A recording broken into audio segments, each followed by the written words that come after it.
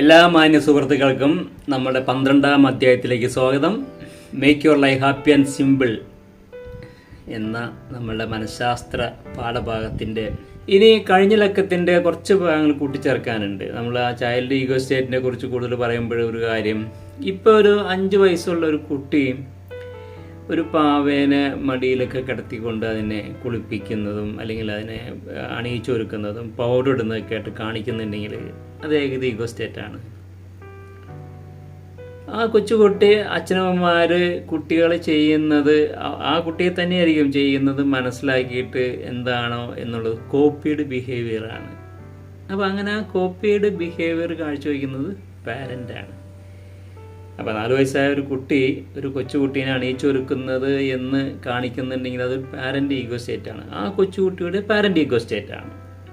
ഇതേമാതിരി ഒരു മുതിർന്നൊരാൾ അയാളുടെ ജീവിതത്തിലുള്ള ബുദ്ധിമുട്ടുകളും കാര്യങ്ങളൊക്കെ ഓർത്ത് വിങ്ങിപ്പൊട്ടുക, കരയുക, വളരെ ചിന്താമഗ്നനായിരിക്കുക, അങ്ങനെയുള്ള അവസ്ഥയിൽ കാണാമെന്ന് പറഞ്ഞാൽ അയാളുടെ ശിശുഭാവത്തിലാണ്. അയാളുടെ വികാരത്തെയാണ് ആ സമയത്ത് അനുഭവിക്കുന്നത്, വികാരത്തിൻ്റെ തീഷ്ണതയാണ്. അപ്പോൾ ഈ ഈഗോ സ്റ്റേറ്റ് എന്ന് പറയുന്നത് ഒരു ടൈം ബൗണ്ടായിട്ട് ഒരു സമയത്തുണ്ടായി നമ്മൾ കാഴ്ചവെക്കുന്ന ആ പെരുമാറ്റത്തിൻ്റെ ഒക്കെ ആകെയുള്ള പ്രത്യേകതയാണ്. അത് തിരിച്ചറിയാൻ വേണ്ടി മാത്രമാണ് ഈ വാക്കുകൾ ഉപയോഗിക്കുന്നത്. Child ego state, parent ego state എന്നുള്ളത്. ഏറ്റവും വില പിടിച്ചതാണ് അഡൽട്ട് ഈഗോ സ്റ്റേറ്റ് എന്ന് പറയുന്നത്. അതായത് ഇവിടെയുള്ള ഈ സാഹചര്യത്തിൽ ഞാൻ എങ്ങനെ പെരുമാറണം, അല്ലെങ്കിൽ ഏത് രീതിയിലുള്ള പെരുമാറ്റം കാഴ്ചവെക്കണം എന്നുള്ള എൻ്റെ തിങ്കിങ്ങിൻ്റെ, റീസണിങ്ങിൻ്റെ, യുക്തിയുടെ എല്ലാത്തിൻ്റെയും കൂടി ആകത്തുകയുള്ളൊരു പെരുമാറ്റം ഞാൻ കാഴ്ചവെക്കുന്നുണ്ടെങ്കിൽ അതാണ് നമ്മൾ adult thinking and adult behaviour എന്ന് പറയുന്നത്. അതിൻ്റെ ഏറ്റവും വലിയ പ്രത്യേകത അത് ഈ സാഹചര്യത്തിന് യോജിച്ചതായിരിക്കും, അല്ലെങ്കിൽ യോജിച്ചതായിരിക്കണം. അപ്പോൾ നമുക്ക് ആ സാഹചര്യത്തെ അതിജീവിക്കാനും ആ സാഹചര്യത്തിലൂടെ മുന്നോട്ട് പോകാനുള്ള കഴിവ് ആർജിക്കുകയാണ്. അപ്പോൾ പ്രവൃത്തിയിൽ ഏർപ്പെടുന്ന എല്ലാ വ്യക്തികളിലും അഡൽട്ട് ഈഗോ സ്റ്റേറ്റും ഉണ്ട്. നമ്മളതിനെ തിരിച്ചറിയണം. അപ്പോൾ അതിനകത്തുള്ള പാകപ്പിഴകളൊക്കെയാണ് തിരുത്തിയാണ് മുന്നോട്ട് പോവുകയാണ്. അപ്പോൾ അങ്ങനെ ജീവിതം മൊത്തം ഇങ്ങനെയുള്ള തിരുത്തലിലൂടെയാണ് മുന്നോട്ട് കൊണ്ടുപോകുന്നത്. പലരും പറയുന്നത് ഞാൻ കേട്ടിട്ടുണ്ട്, ഈ ജീവിതം എന്നെ എന്തൊക്കെ കാണിച്ചു തരുന്നു, ഈ ജീവിതം എന്തൊക്കെയാണ് എനിക്ക് തന്നത് എന്ന്. ഇത് തെറ്റായൊരു പ്രസ്താവനയാണ്. ഈ സാഹചര്യങ്ങളിലൂടെ ഈ ലോകത്ത് എൻ്റെ ജീവിതത്തെ എങ്ങനെ മുന്നോട്ട് കൊണ്ടുപോകണമെന്ന് ഞാനാണ് തീരുമാനിക്കേണ്ടത്. അതായത് ഇവിടെയുള്ള ആളുകളെ, ഈ സാഹചര്യങ്ങളെ ഉപയോഗപ്പെടുത്തി ഈ ജീവിതത്തിലൂടെ ഞാൻ എന്താണ് നേടേണ്ടത്, എന്താണ് ആയിത്തീരേണ്ടതെന്ന് ഞാനാണ് തീരുമാനിക്കുന്നത്. അതായത് എൻ്റെ ജീവിതത്തിൻ്റെ എല്ലാ ഉത്തരവാദിത്വവും എനിക്ക് തന്നെയാണ്.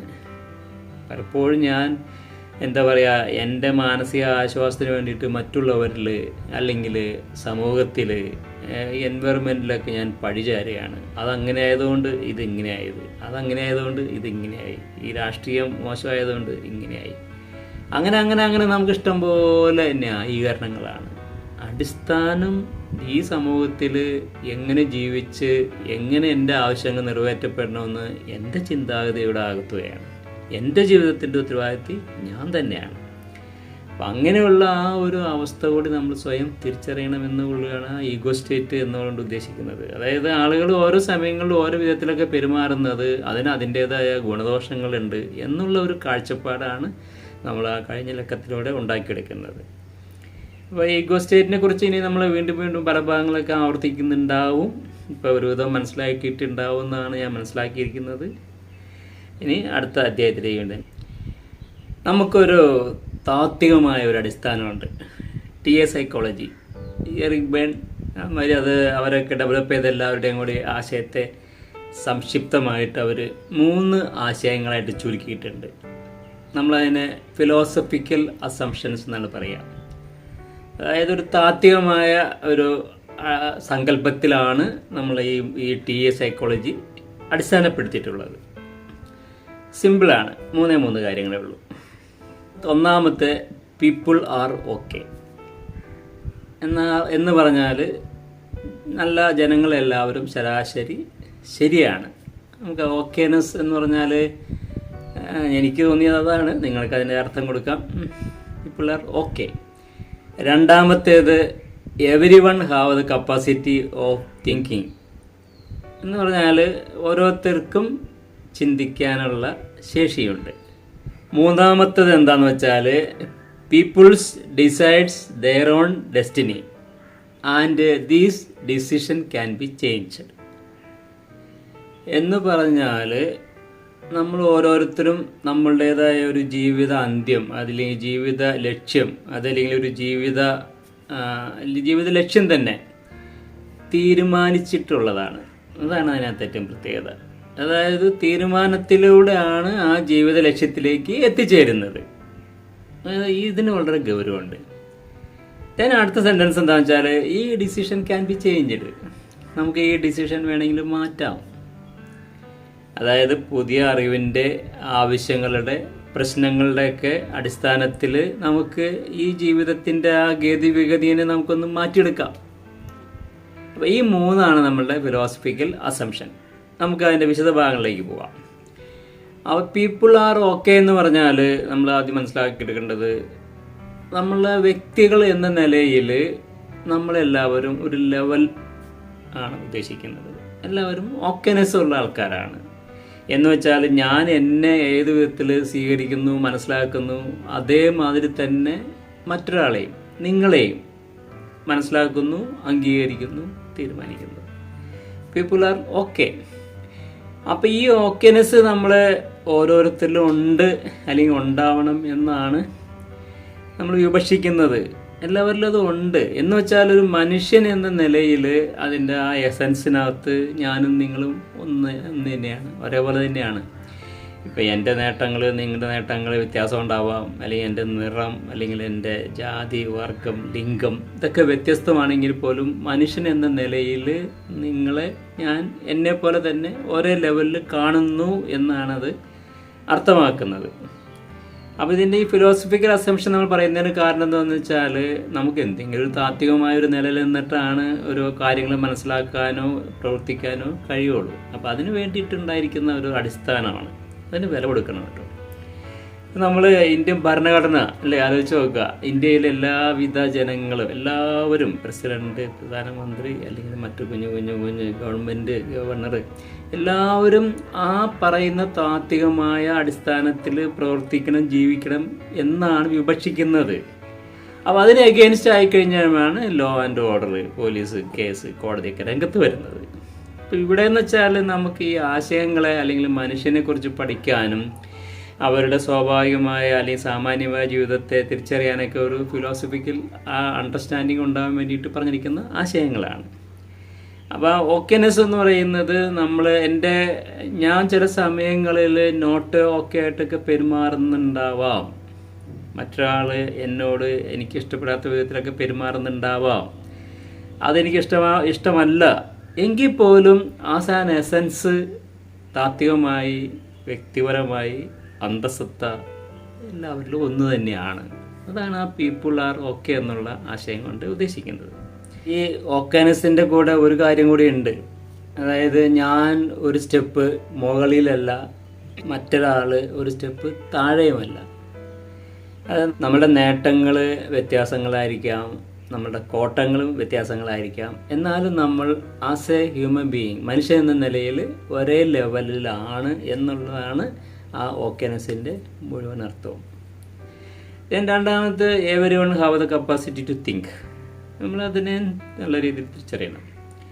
സാമാന്യേന എല്ലാ മനുഷ്യർക്കും ചിന്തിക്കാനുള്ള ശേഷി ഉണ്ടെന്നാണ് വെപ്പ്.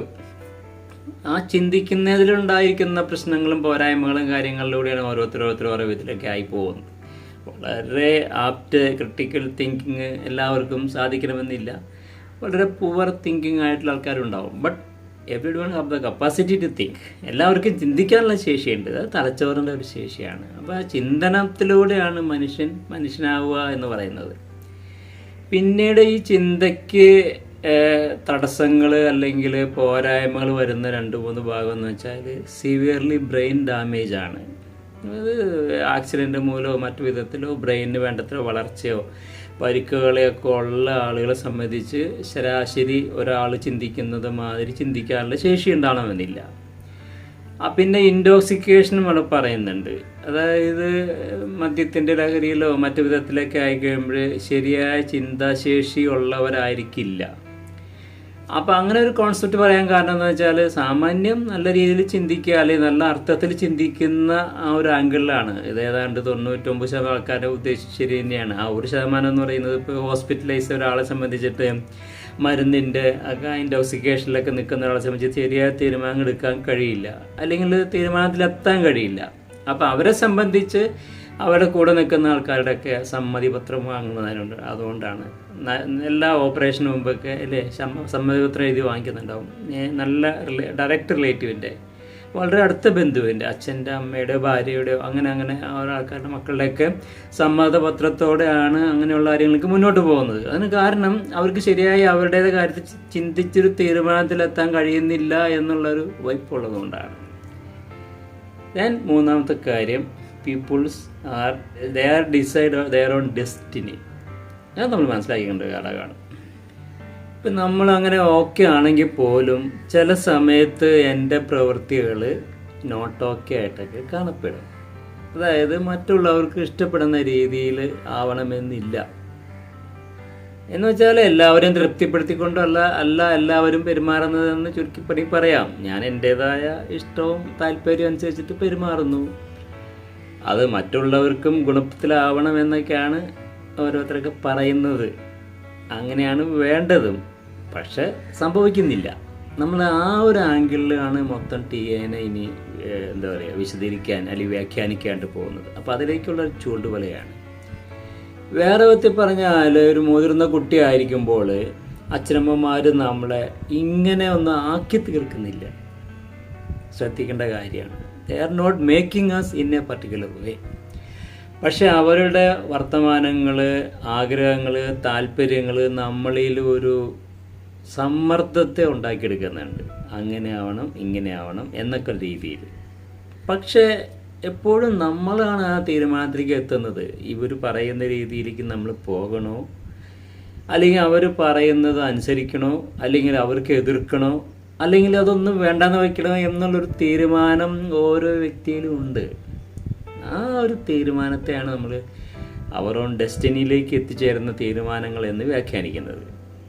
എന്ന് വെച്ചാൽ ഒരു സാഹചര്യങ്ങൾ അല്ലെങ്കിൽ വ്യക്തികൾ നമ്മളിൽ വളരെയേറെ സമ്മർദ്ദം ഉണ്ടാക്കുന്നുണ്ടെങ്കിൽ പോലും ആ സന്ദർഭങ്ങളിൽ എങ്ങനെ പെരുമാറണം, ഏത് രീതിയിലാവണം എന്ന തീരുമാനം എൻ്റെ ഉള്ളിലുണ്ട്. ഇല്ലേ? നമ്മൾ ആലോചിച്ച് നോക്കുക. നമ്മുടെ ഓരോ പ്രവൃത്തികളും അങ്ങനെ ഒരു തീരുമാനത്തിൽ അധിഷ്ഠിതമാണ് എന്ന് നമുക്ക് തിരിച്ചറിയാൻ കഴിയും. ആ അറിവാണ് ഇവിടെ വേണ്ടത്. ഇവയ്ക്ക് ഒരേ ഒരു സെൻറ്റൻസിൽ നമുക്ക് മറുപടി പറയാം. We are responsible for our own feeling and behaviour. ഇപ്പം നമ്മളിൽ നിന്നുണ്ടാകുന്ന നമ്മളുടെ ഫീലിങ്സുകൾക്കും നമ്മളുടെ പ്രവൃത്തികൾക്കും നമ്മളുടെ പ്രതികരണങ്ങൾക്കും നമ്മളാണ് ഉത്തരവാദികൾ. അപ്പോൾ ആ ഒരു ഉത്തരവാദിത്വ ബോധം നമ്മൾ സ്വയം കണ്ടെത്തേണ്ട ഉത്തരവാദിത്വമുണ്ട്. അതായത് ഞാനങ്ങനെ തോന്നിയ മാതിരി അങ്ങനെയൊക്കെ പ്രവർത്തിക്കുന്നതൊക്കെ എൻ്റെ ഏതോ ഒരു തോന്നലായിരുന്നു, അങ്ങനെ ആയിരുന്നു എന്ന് പറഞ്ഞ് ഒഴിഞ്ഞു മാറുന്നതിലല്ല യുക്തി. എനിക്ക് എൻ്റെ ജീവിതത്തിലും എൻ്റെ പെരുമാറ്റത്തിലും എൻ്റെ സ്വഭാവത്തിലും ഉത്തരവാദിത്തമുണ്ട് എന്നുള്ള ഒരു ഉത്തരവാദിത്വ ബോധം തന്നെയാണത്. ആ ഒരു ബോധത്തെ നമ്മൾ തിരിച്ചറിയണം, ഉൾപ്പെടുത്തണം, ഉപയോഗപ്പെടുത്തണം. എന്നിട്ട് അതായത് നിലനിൽക്കുന്ന സാഹചര്യത്തെ അംഗീകരിച്ചുകൊണ്ട് മാത്രമേ നമുക്ക് മാറ്റത്തിലേക്ക് പോകാൻ പറ്റുള്ളൂ. നമ്മൾ കാണുന്ന ഏറ്റവും വലിയ മറ്റുള്ള വ്യക്തികൾ കാണുന്ന ഏറ്റവും വലിയൊരു പ്രത്യേകത പലർക്കും അവരിപ്പോഴെന്തായിരിക്കുന്നോ ആ അവസ്ഥയെ അംഗീകരിക്കാനാവുന്നില്ല എന്നുള്ളതാണ്. എൻ്റെ പ്രവൃത്തികളിൽ തെറ്റായ കാര്യങ്ങളുണ്ടെങ്കിൽ ഞാനത് അംഗീകരിക്കണം. എൻ്റെ ഭാഗത്തുനിന്നൊരു തെറ്റ് പറ്റി, I have done A mistake, then what we can do, എനിക്കെന്ത് ചെയ്യാൻ കഴിയും. അപ്പോൾ ആദ്യം ചെയ്യാവുന്ന പരിപാടി ആ തെറ്റിനെ ആരെയാണോ ബാധിക്കപ്പെട്ടത് അയാളുടെ അടുത്ത് സോറി പറയാന്നുള്ളതാണ്. ഐ മെയ്ഡ് എ മിസ്റ്റേക്ക് എന്ന് പറയുന്നത് തന്നെ ആ ഒരു കാര്യം തന്നെയാണ്. Then you can make other decision. ഇനി അങ്ങനെ ആവർത്തിക്കാതിരിക്കാം, അല്ലെങ്കിൽ ഇനി ബെറ്ററായിട്ട് നല്ല രീതിയിൽ പ്രവർത്തിക്കാൻ അത് പ്രചോദനമാകാം. അപ്പോൾ ആ രീതിയിൽ അതിൽ നിന്നൊരു ഉൾക്കാഴ്ച നേടുകയാണ് ജീവിതത്തിൻ്റെ ഏറ്റവും ചെറിയ ലെസൺ. അങ്ങനെ ചെറിയ ലെസണിലൂടെയാണ് നമുക്ക് ഓരോ മാറ്റങ്ങൾ ഉണ്ടാകുന്നത്. നമ്മൾ ഏത് സമയത്തും ഒരു തീരുമാനം എടുത്ത ശേഷം നമുക്കത് പിന്നീട് മനസ്സിലാവുകയാണ് അത് അത്ര ശരിയല്ല എന്നൊരു തോന്നലുണ്ടെങ്കിൽ നമുക്ക് ആ തീരുമാനത്തെ മാറ്റാം, അല്ലേ? അതായത് ഒരു തീരുമാനം ശരിയല്ല, അല്ലെങ്കിൽ അത് നൽകുന്ന റിസൾട്ട് നമുക്കത്ര നല്ല രീതിയിലല്ല, അൺപ്രൊഡക്റ്റീവ് ആണ് എന്നുള്ളൊരു ഐഡിയയിലേക്ക് എത്തിക്കഴിഞ്ഞാൽ നമുക്കത് മാറ്റാം. ഈ എടുക്കുന്ന തീരുമാനങ്ങൾ വളരെ യാഥാർത്ഥ്യത്തിലുള്ളതും നീണ്ടു നിൽക്കുന്നതും കൂടി തന്നെയാണ്. പക്ഷെ അതിന് നമുക്കൊരു ഉൾക്കാഴ്ച വേണ്ടി വരുന്നു എന്നുള്ളതാണ്. അപ്പം നമ്മളെക്കുറിച്ചും ഈ ജീവിതത്തിനെക്കുറിച്ചും നമ്മൾ കാണുന്ന ലോകത്തെക്കുറിച്ചൊക്കെ നമ്മളെടുത്തിരിക്കുന്ന തീരുമാനങ്ങൾ, ഒരു കൊച്ചുകുട്ടി എന്ന നിലയിൽ നമ്മളെടുത്തിരിക്കുന്ന ഒരു തീരുമാനങ്ങൾ പലപ്പോഴും ശരിയാവണമെന്നില്ല. ആ കുട്ടിയുടെ ജീവിത സാഹചര്യങ്ങളിൽ അവിടെ നിലനിൽക്കാൻ വേണ്ടി എടുത്ത തീരുമാനങ്ങളാണ് മറ്റുള്ളവരെക്കുറിച്ചും ലോകത്തെക്കുറിച്ചും. പക്ഷേ ആ തീരുമാനങ്ങൾ നമുക്ക് എത്ര ശ്രേയസ്കരമല്ല, അനുകൂലമല്ല, അല്ലെങ്കിൽ നല്ല റിസൾട്ടല്ല തരുന്നതെങ്കിൽ നമുക്ക് അതിൽ നിന്നും വേറൊരു തീരുമാനത്തിലേക്ക് എത്താം. നമ്മളുടെ ഇപ്പോഴുള്ള grown up thinking and behaving. അപ്പോൾ പണ്ടുണ്ടായിരുന്ന അതേ സ്വഭാവവിശേഷങ്ങൾ തന്നെ കാഴ്ചവെക്കണമെന്നില്ല എന്ന് ചുരുക്കം. പുതിയ അറിവിൻ്റെ ലോകത്തെക്കുറിച്ച്, വ്യക്തികളെക്കുറിച്ച് ഉള്ള പുതിയ കാഴ്ചപ്പാടിൻ്റെ അടിസ്ഥാനത്തിൽ നമുക്ക് വ്യത്യസ്തമായ തീരുമാനങ്ങളിലേക്ക് എത്താം. അപ്പോൾ അങ്ങനെയുള്ള ഒരു മാറ്റത്തെ, ചേഞ്ചിനെയാണ് നമ്മൾ ടിഎയിലൂടെ വിവക്ഷിക്കുന്നത്. അപ്പോൾ ഒരു കൊച്ചുകുട്ടിയായിരിക്കുമ്പോൾ എടുത്ത തീരുമാനത്തിൽ, അതായത് നമ്മളുടെ പ്രവൃത്തികളെക്കുറിച്ചും പെരുമാറ്റങ്ങളെക്കുറിച്ചുമുള്ള ആ ഒരു തീരുമാനം നമുക്ക് അൺകംഫർട്ടബിൾ ആയിട്ടുള്ള റിസൾട്ടാണ് നൽകുന്നത് എങ്കിൽ, അതല്ലെങ്കിൽ അസുഖകരമായ വിധത്തിലാണ് നമ്മളുടെ ജീവിതത്തെ മുന്നോട്ട് കൊണ്ടുപോകുന്നത് എങ്കിൽ, നമുക്ക് ഇപ്പോഴുള്ള ചിന്താഗതിക്കനുസരിച്ച്, ലോകത്തിൻ്റെ മാറ്റത്തിനനുസരിച്ചിട്ട്, നമ്മളുടെ വളർച്ചയ്ക്കനുസരിച്ച് പുതിയ തീരുമാനത്തിലേക്കും പുതിയ പ്രവൃത്തികളിലേക്കും എത്താനുള്ള സ്വാതന്ത്ര്യം എപ്പോഴും ഉണ്ടെന്നുള്ളതാണ്. അപ്പോൾ ആ സ്വാതന്ത്ര്യത്തെയാണ് ഈ ടിഎ നിങ്ങൾക്ക് നൽകുന്ന ഏറ്റവും വലിയൊരു വാഗ്ദാനം. ആട്ടോണമി എന്നുള്ള വാക്കുകൊണ്ട് ഉദ്ദേശിക്കുന്നതാണ്. അതായത് പുതിയ ലോകത്തിൽ, പുതിയ ജീവിതശൈലിയോടെ, പുതിയ വിധത്തിൽ നമുക്ക് ലോകത്തെയും നമ്മളെയും നയിക്കാം, മുന്നോട്ട് കൊണ്ടുപോകാം എന്നുള്ള അതൊരു ഉൾക്കാഴ്ചയോടുകൂടി നമ്മൾ ബോധപൂർവം എടുക്കുന്ന ഒരു തീരുമാനത്തിൽ അധിഷ്ഠിതമായ ഒന്നാണ്. അപ്പോൾ അത് ലോങ് ലാസ്റ്റിംഗ് ആണ്, അത് റിസൾട്ട് നൽകുന്നത് കൂടിയാണ്. അപ്പോൾ ഞാൻ ടിഎക്ക് നൽകുന്ന ഒരു ബഹുമാനം, അല്ലെങ്കിൽ ടിഎ എനിക്ക് വളരെ സ്വീകാര്യമാകുന്നതിൻ്റെ ഏറ്റവും വലിയ ഘടകം ഇതാണ്. നമ്മളുടെ കഴിഞ്ഞകാല പ്രവൃത്തികളെക്കുറിച്ചുള്ള നമ്മളുടെ ആ ഒരു വിചിന്തനത്തിൽ നിന്നും അതത്ര ശരിയായിരുന്നില്ല, അല്ലെങ്കിൽ കുറച്ചുകൂടി മെച്ചപ്പെട്ട് നമുക്ക് പ്രവർത്തിക്കാൻ കഴിയും എന്ന രീതിയിലുള്ള ഒരു ആത്മവിശ്വാസം, അല്ലെങ്കിൽ ഒരു ഉൾക്കാഴ്ച നമുക്ക് നൽകുകയാണെങ്കിൽ വി ക്യാൻ ചേഞ്ച്, നമുക്ക് എന്തുകൊണ്ട് മാറിക്കൂടാ. അപ്പോൾ ആ ഒരു ആശയമാണ് ഞങ്ങൾ ഈ ലക്കത്തിലൂടെ മുന്നോട്ട് വയ്ക്കുന്നത്. അപ്പോൾ അതുകൊണ്ട് ആ ഫിലോസഫിക്കൽ അസംഷൻ ഓഫ് ടിഎ എന്നുള്ളത് ഇതിൻ്റെ ഏറ്റവും ബേസിക് ആയിട്ടുള്ള മൂല്യങ്ങളാണ്. ഈ ആശയത്തെ നിങ്ങൾ എപ്പോഴും നിരന്തരം നിലനിർത്തിക്കൊണ്ടു പോകേണ്ട ആശയം തന്നെയാണ്. കാരണം ഇത് ഇതിൻ്റെ അന്തസത്തയാണ്. ഓക്കെ, താങ്ക് യു സുഹൃത്തുക്കളെ. അപ്പോൾ ഈ ആശയം ഇത് ഇടയ്ക്കല്ല, അത് ഇതിൻ്റെ ഈ സമയത്ത് പറയുന്നതിൻ്റെ കാര്യം എന്ന് വെച്ചാൽ മുന്നോട്ടുള്ള എല്ലാ ലക്കങ്ങളിലും ഇതിൻ്റെ ഈ അന്തസത്തയിൽ നിന്നുകൊണ്ടാണ് നമ്മൾ ഓരോരോ കാര്യത്തെയും വ്യാഖ്യാനിക്കുന്നത് എന്നുള്ളതാണ്. അപ്പോൾ അതുകൊണ്ട് നമുക്ക് ഇതിൻ്റെ ഈ ബേസിക് അസംഷൻ വിലപിടിച്ച് തന്നെയാണ്. അടുത്ത അധ്യായത്തിൽ ഇതിനെക്കുറിച്ചുള്ള കൂടുതലായിട്ട് വിവരങ്ങൾ സമ്മാനിക്കുന്നതാണ്. Thank you for patient listening. Thank U.